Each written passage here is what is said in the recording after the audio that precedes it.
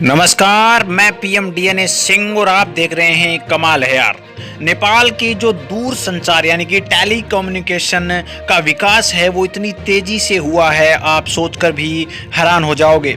इसी बारे में हम आज चर्चा करेंगे। एक छोटा सा देश जिसने मात्र 108 साल में ही इतना ज़्यादा दूर संचार विकसित कर लिया, ये कहीं ना कहीं बहुत बड़ी बात है। तो पूरी चर्चा करेंगे किस प्रकार से ये उद्यम हुआ इसका और किस प्रकार से विकास की दरें तेजी से पकड़ी, पूरी हम चर्चा इस वीडियो में करेंगे। तो वीडियो के अंत तक बने रहिए और अगर आप चैनल पे नए हो तो चैनल को सब्सक्राइब करके बेल आइकन दबा लीजिए ताकि आपको अगला अपडेट भी सबसे पहले मिल सके। तो चलिए वीडियो को शुरू करते हैं।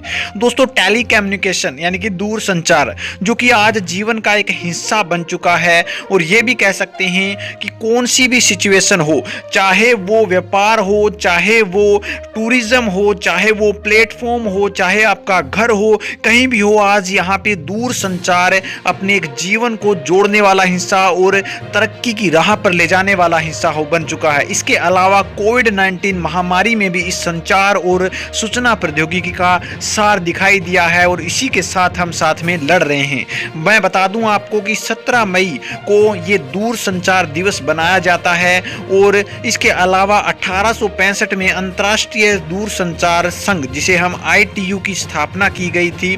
इससे पहले यहाँ पे अंतर्राष्ट्रीय टेलीग्राम कम्युनिकेशन हस्ताक्षर किए जा चुके थे, लेकिन इस बीच में हमें नेपाल में राष्ट्रीय दूर संचार दिवस का वैसे तो कोई भी विशिष्ट दिन नहीं है, लेकिन इन सभी वर्षों में राष्ट्र ने नेपाल में दूर संचार के क्षेत्र में महत्वपूर्ण वृद्धि कर अपने देश को बहुत आगे तक ले गया है। चलिए तो जान लेते हैं कि नेपाल में शुरुआत टेलीकम्युनिकेशन की कैसे हुए। सबसे पहले फर्स्ट टेलीफोन लाइन बिछी थी नेपाल में 1913 में। अब लोगों के कुछ ही घरों में टेलीफोन थे और लगने भी शुरू हो गए थे, जिसके कारण लोग एक दूसरे से इंटरेक्ट करने लग गए थे। उसके बाद यहाँ पे 1950 और 1951 में लॉन्च हुआ फर्स्ट रेडियो स्टेशन। अब लोग रेडियो के माध्यम से भी कुछ एक सूचनाएं एकत्रित कर सकते थे और उसके अलावा खबर भी पढ़ सकते थे। इसके साथ साथ रेडियो का एक और भी सुविधा देने लगा जिसमें हम स्टडी मटेरियल भी पढ़ सकते थे। तीसरी यहाँ पे क्रांति आई 1960 और 70 के दशक में।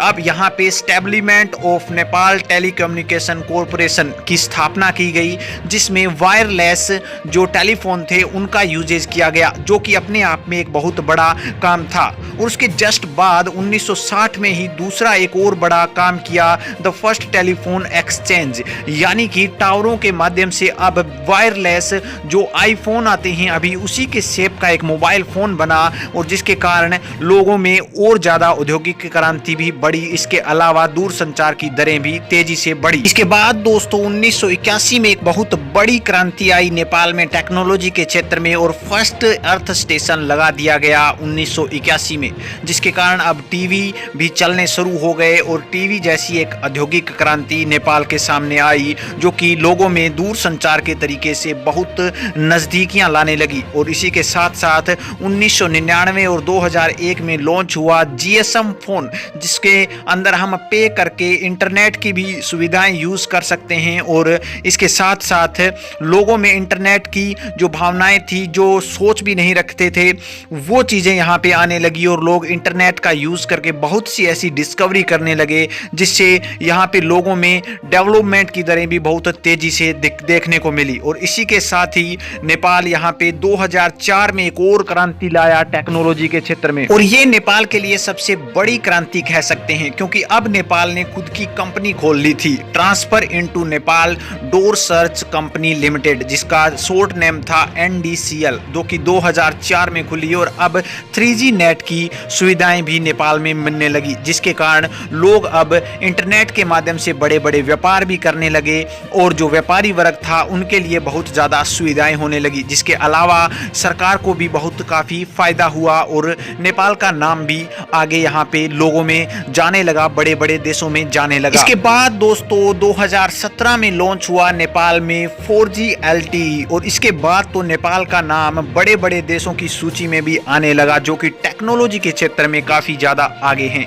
और 4G ने इतनी बढ़िया क्रांति लाई कि अब यहाँ पे फ़ोन के जरिए बहुत से ऐसे काम हो जाते हैं जिसके कारण पहले काफ़ी दूर जाना पड़ता था और काफ़ी समय लगता था। इसी के साथ ही नेपाल 2019 में अपना पहला सैटेलाइट भी लॉन्च कर दिया, जिसे सुर्खियों में लाया गया और यहाँ पे यूएसए वगैरह में भी चर्चाएं की गई। इसके अलावा फर्स्ट सैटेलाइट लॉन्च करने के बाद नेपाल सरकार ने ये कहा कि अब हमारा खुद का एरिया है और अब हम टेक्नोलॉजी के क्षेत्र में काफ़ी ज़्यादा तरक्की कर सकते हैं। 2020 में दोस्तों यही संख्या इंटरनेट यूज़र की 10 मिलियन क्रॉस कर गया, जो कि नेपाल के लिए एक बहुत बड़ी बात बन गई और वो यहाँ पे बड़ी सर्च लिस्ट जो कि टेक्नोलॉजी के क्षेत्र में काफ़ी ज़्यादा आगे हैं देश, उनमें से एक नेपाल भी हो गया। और अब यहाँ पे नेपाल अपने पड़ोसी देशों से भी आगे निकलने की होड़ में बैठा हुआ है। जी हाँ दोस्तों, नेपाल अब लॉन्च करने की सोच रहा है 5G नेट, जो कि अभी तक संभावनाएं काफ़ी देशों में चल रही हैं लेकिन लॉन्च अभी तक किसी ने नहीं किया। लेकिन यहाँ पे एक बात तो जाहिर होती है कि नेपाल अब टेक्नोलॉजी के क्षेत्र में आगे ही नहीं बल्कि बहुत ज़्यादा आगे जाने वाला है आने वाले दिनों में।